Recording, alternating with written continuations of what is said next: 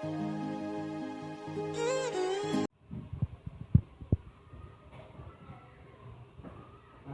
pagi anak-anak. Selamat pagi Pak Guru.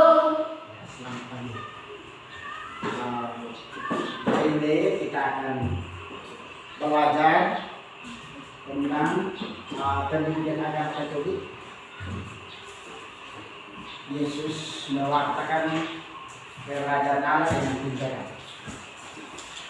Tetapi sebelum kita memulai dengan pelajaran kita, kata orang, kalau tidak dikenal maka tidak disayang. Kalau dikenal maka disayang. Untuk itu saya ingin memperkenalkan nama saya. Nama saya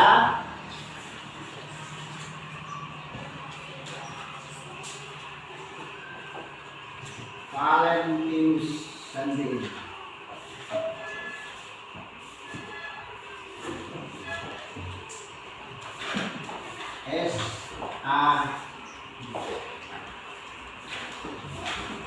Nama saya Valentinus Sandi.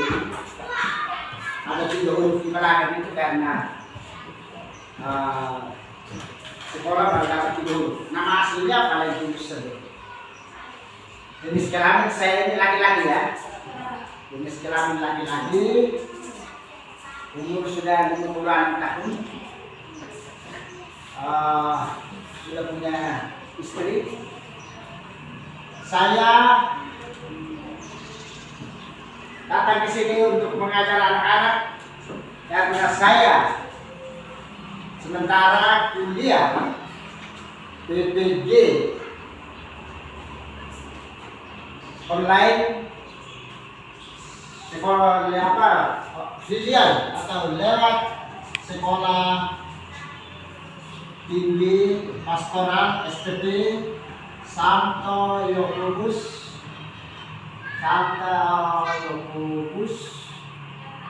Merauke.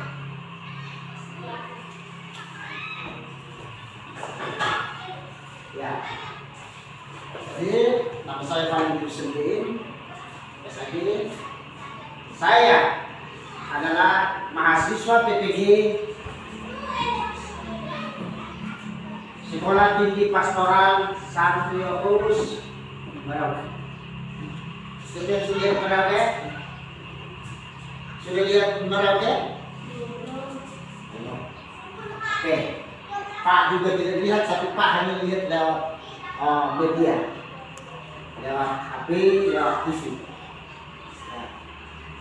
Sudah kenal Pak toh? Sudah kenal toh? Sudah. Sekarang saya juga mau kenal kamu. Oke. Mulai dari engkau. Nama siapa? Biar diri baru perkenalkan. Nama saya Daniel Jordan. Omong, nama saya. Nama saya Daniel Jordan. Ya. Terima kasih, tepuk tangan untuk dia. Berikut. Nama saya Yohanes Marvindo Almina. Terima kasih. Berikut. Nama saya Yohanes Sales Duan. Berikut.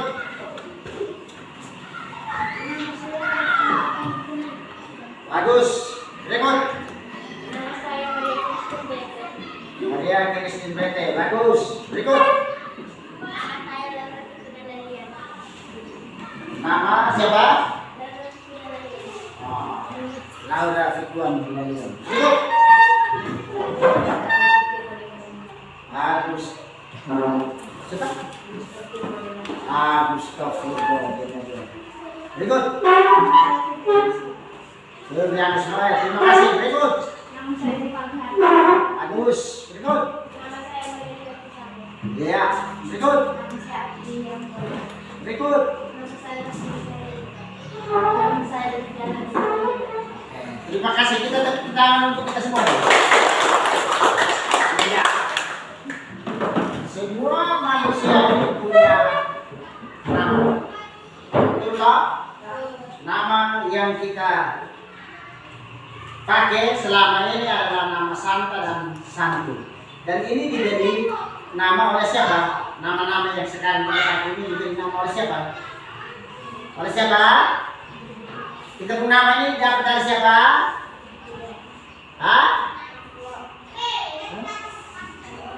Dari orang tua, bapak dengan nama yang kasih kita punya nama ini. Dan ketika kita dengar nama ini, kita tidak pernah marah atau marah. Terima saja toh. Ada yang namanya tadi Maria, ada yang Maria Christine, ada ini Daniel Jordan, Yohanes dan seterusnya. Itu adalah nama. Dan nama ini yang perlu harus dikenal oleh setiap orang. Lalu orang kenal kita punya nama, maka setiap kali kita bertemu orang pasti panggil kita. Betul kan tidak? Tapi kalau orang tidak kenal kita punya nama, orang tidak akan panggil, ya toh? Untuk itu nama yang kita pakai ini adalah nama Santo dan Santo.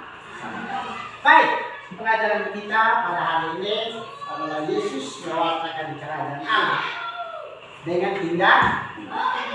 Yesus mewartakan kerajaan Allah dengan tindakan. Sebelum kita mulai dengan pelajaran kita, mari kita berdiri untuk kita mulai dengan doa. Kita buka kita punya kegiatan ini dengan doa supaya Tuhan hadir bersama. Mari kita berdoa, kita siapkan hati.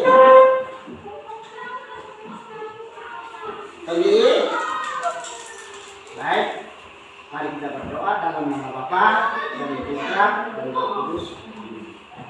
Ya Allah, Bapa yang Maha Pengasih, Engkau telah mengutus Putra-Mu Yesus Kristus ke dunia untuk mewartakan kerajaan Allah di dunia ini. Yesus telah mewartakan kerajaan Allah dengan kata-kata dan tindakan supaya kami umat-Mu percaya. Untuk itu sekarang kami mau mulai dengan pelajaran Yesus mewartakan kerajaan Allah dengan tindakan. Kami mohon Tuhan hadir bersama kami, bukalah pikiran kami supaya kami tidak bisa menjalankan, bisa menerima pelajaran yang hari ini kami dapat, supaya bisa kami jalankan di dunia ini demi kerajaan Allah diwartakan bagi sesama kami, baik di sekolah maupun di mana kami berada. Doa dan permohonan ini kami sampaikan kepada-Mu lewat perantaraan Kristus Tuhan kami. Amin. Dalam nama Bapa dan Putra dan Roh Kudus. Silakan dulu. Ada yang tidak hadir? Alasannya tidak hadir? Sakit. Ya, kita sekarang musim hujan, tolong jaga diri supaya kita tetap sehat.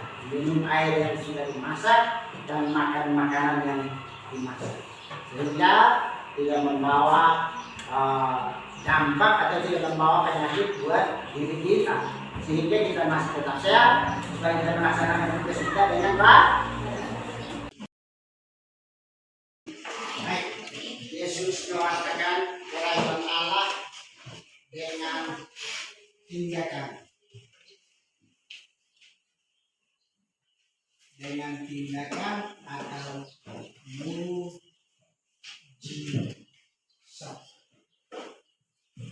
Tindakan atau mujizat. Masyarakat pada zaman sekarang ini, mereka lebih percaya kepada orang yang mewujudkan keteladanannya daripada yang banyak omong. Orang lebih percaya atau orang lebih menerima orang yang berbicara langsung bertindak atau berbuat daripada orang omong banyak tetapi hasilnya nol. Terdapat banyak orang yang menunjukkan bahwa tindakan keteladanan lebih dihargai daripada kepandaian berbicara. Orang banyak omong tetapi hasilnya nol, tidak berbuat. Orang omong sedikit, tetapi buat lebih banyak. Nah, untuk itu saya mau bertanya, apakah anak-anak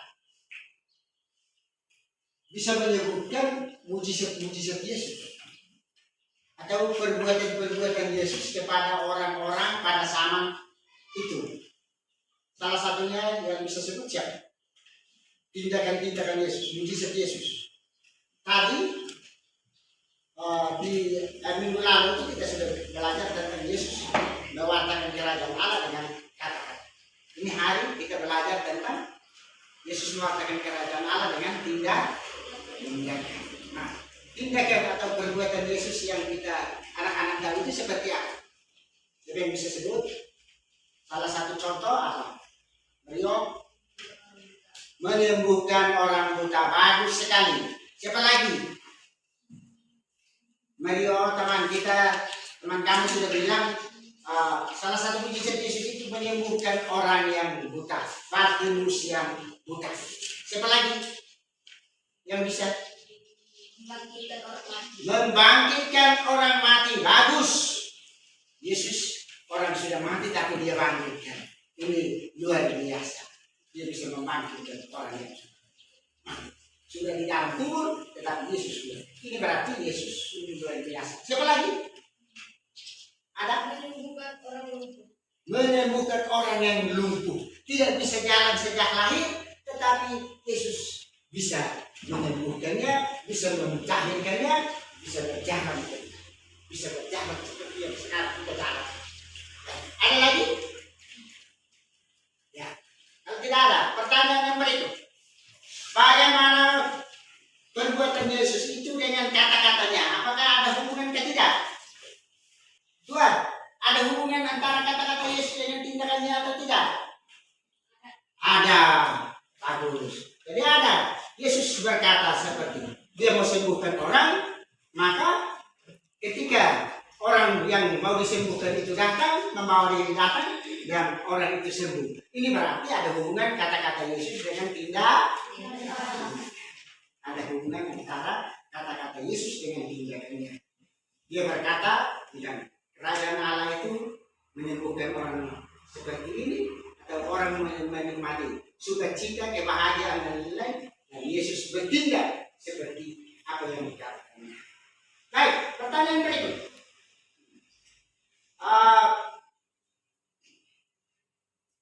Apakah atau bagaimana jelaskan peranan tindakan Yesus dalam menghadirkan kerajaan Allah?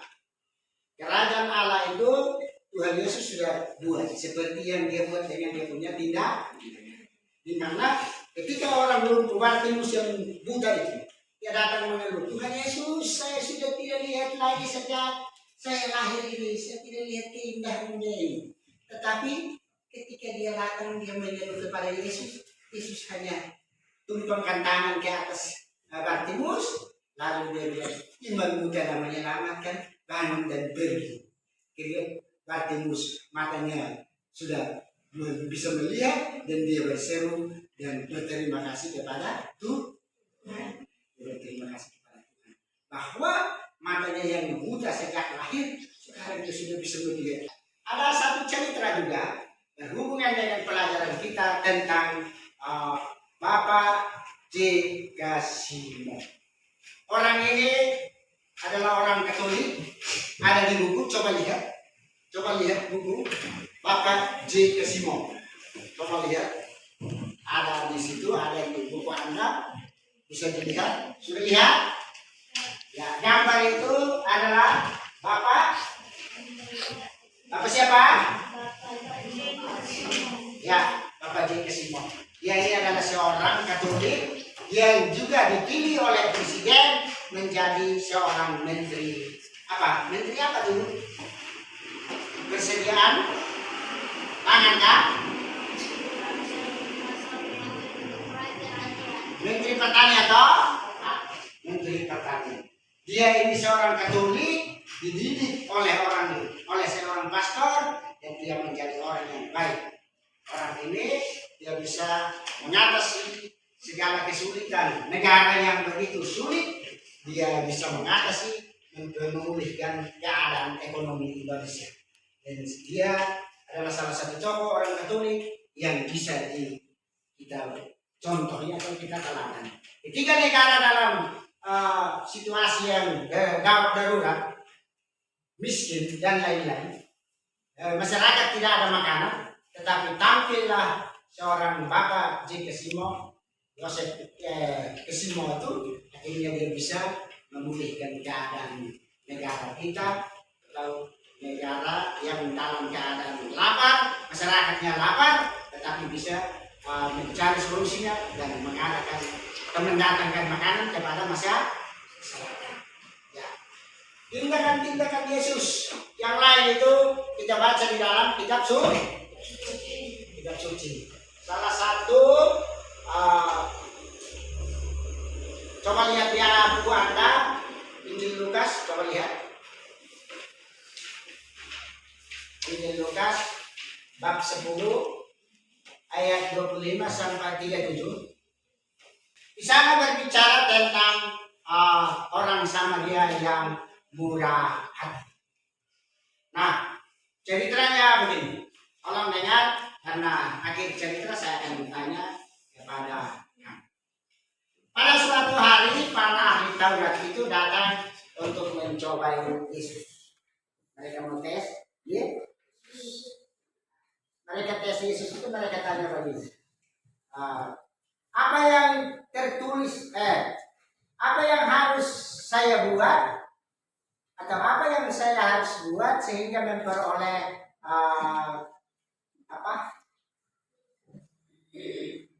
tempat atau memperoleh hidup yang kekal. Apa yang saya harus buat supaya saya bisa memperoleh hidup kekal di surga nanti. Lalu Yesus dia bilang, apa yang tertulis di dalam hukum Taurat? Apa yang engkau baca di sana? Lalu orang itu menjawab, kasihilah Tuhan Allahmu dengan segenap hatimu dan dengan segenap akal budimu, dan kasihilah dirimu kasihilah orang dengan segenap kekuatanmu dan dengan segenap akal budimu, dan kasihilah sesamamu manusia seperti dirimu sendiri.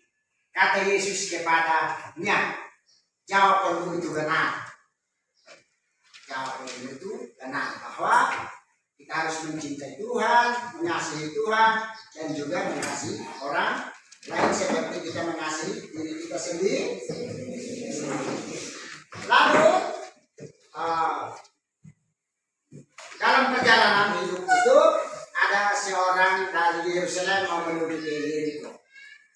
Nah, tiba-tiba dalam perjalanan orang itu jatuh ke penyamun, orang-orang yang jahat, penyamun, orang-orang yang suka rampok.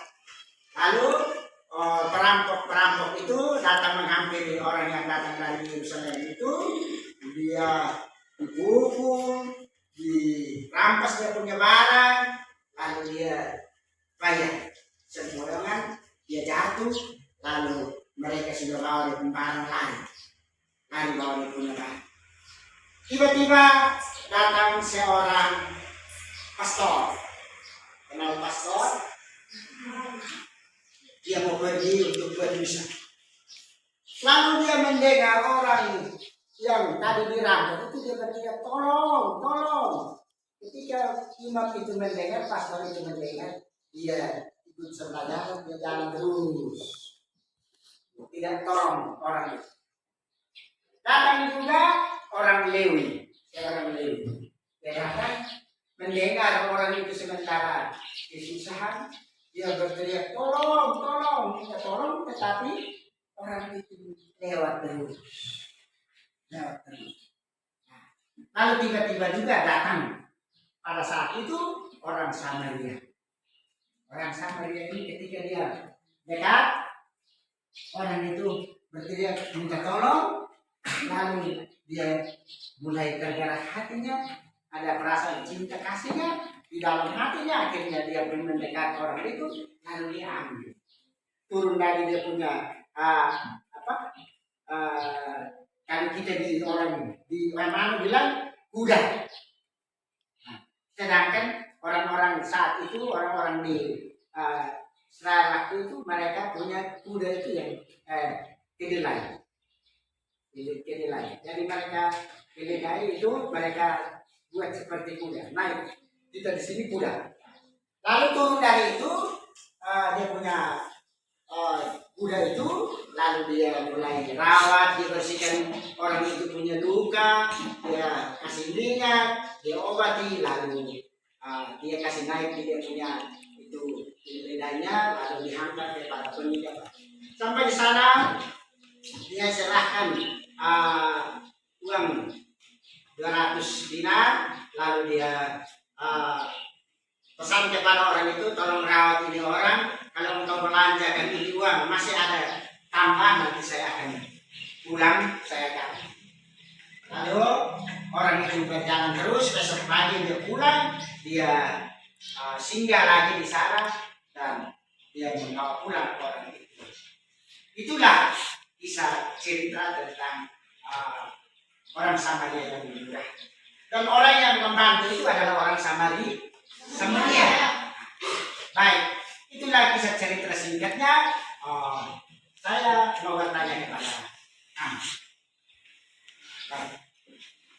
dari ketiga orang ini, orang manakah yang paling baik menurut kamu? Yordan, Ismail, Dimsasi, orang Samaria. Kenapa dia baik hati? Kenapa kamu pilih orang Samaria itu yang baik hati? Kenapa dia? Karena dia murah hati. Dalam hal ini dia membantu orang yang orang yang minta pertolongan.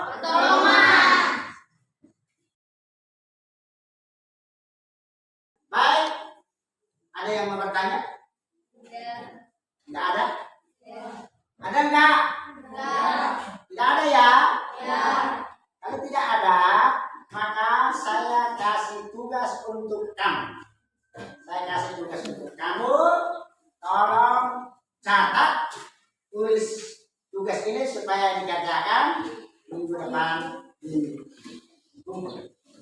Ya. Ambil poin, tulis 2 nomor. 2 nomor.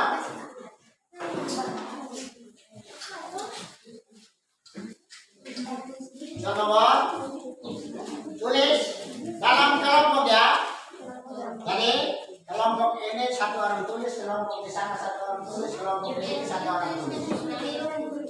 Ya, salah satu tulis, nanti baru sama-sama kerja di rumah teman ya.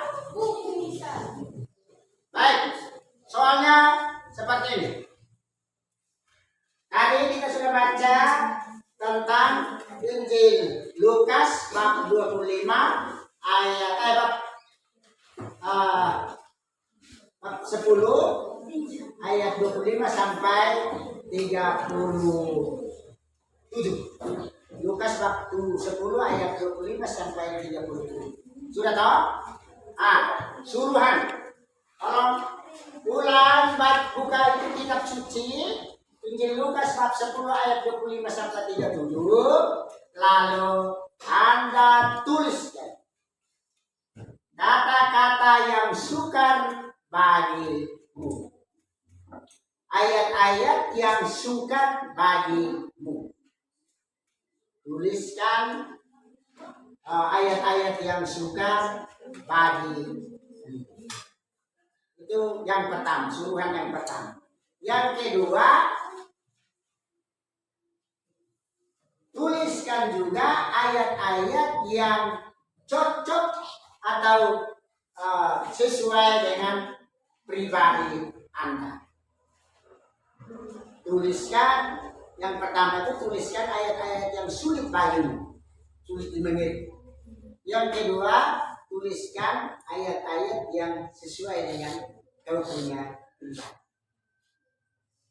Ya, tolong itu dikerjakan, diselesaikan di rumah, lalu minggu depan tunggu.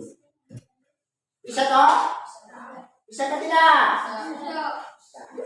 Oke. Kalau bisa, maka itu dikerjakan. Kerjakan, tolong dikerjakan. Karena itu saya akan mengambil nilai. Dengar atau tidak? Oke. Baik, ada yang mau bertanya? Ada yang mau bertanya atau tidak? Tidak. Kalau tidak ada yang mau bertanya, maka mari kita berdiri untuk tutup pelajaran kita dengan doa. Dan doa ini dipimpin oleh Mario.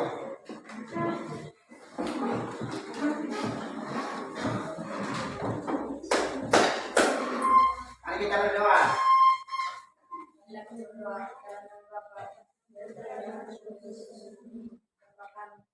Kami yang surga, memuliakan namamu, datanglah kerajaanmu, jadilah kehendakmu di atas bumi seperti dalam surga. Berilah kami rezeki hari ini, dan ampunilah kesalahan kami, seperti kami pun mengampuni kesalahan orang kami, dan jangan masukkan kami ke dalam pencobaan, tetapi bebaskanlah kami dari yang jahat. Amin. Dalam nama Bapa dan Putra dan Roh Kudus. Amin. Selamat siang anak-anak. Selamat siang Pak Guru. Terima kasih. Selamat.